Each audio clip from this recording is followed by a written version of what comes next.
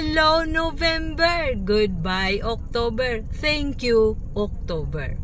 Ang magiging topic natin ngayon mga idol ay isang napakagandang topic. Naranasan ba natin na kung may mga kaibigan tayo, mga kakilala or maging ka-reels man natin, relatives, na may mga medyo pangyayari na kailangan ng isang for example, kailangan natin ng advice. Naranasan ba natin na napakadali nating magsabi ng mga advice sa kanila? Sasabihin natin, wag lang ganun. Kunwari, hindi sila nagkakaunawaan, hindi sila nagkakaintindihan ng kanilang mag-asawa, relatives, friends, katrabaho, kaklase, ka-reels.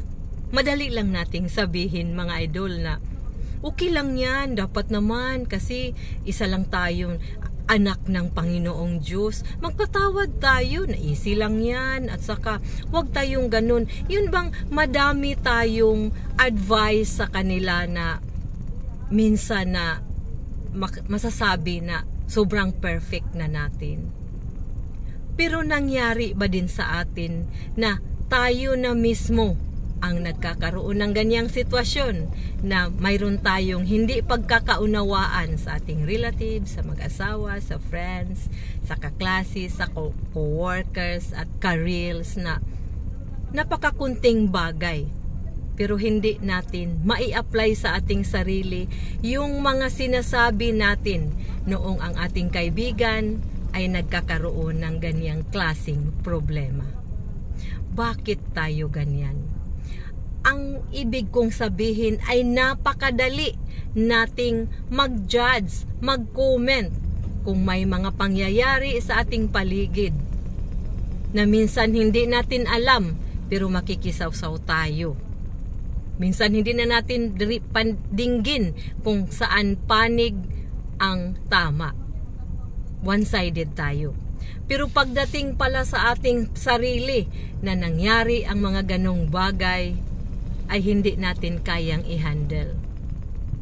Nakarelate ba kayo mga idol? Na minsan, napaka-close ninyo na kaibigan. Sabi pa niya, suportahan mo ako. And then, nang sinusuportahan natin, masaya. Lahat na ginawa mo para sa kanya. And then, napakakunting bagay na pagkakamali mo ay tinitira ka na sa social media. Diba masakit yun mga idol? Nawala na yung halaga sa mga tulong, sa mga suporta, or sa mga pinagsamahan ninyo sa kunti lang na pagkakamali. That's the reality.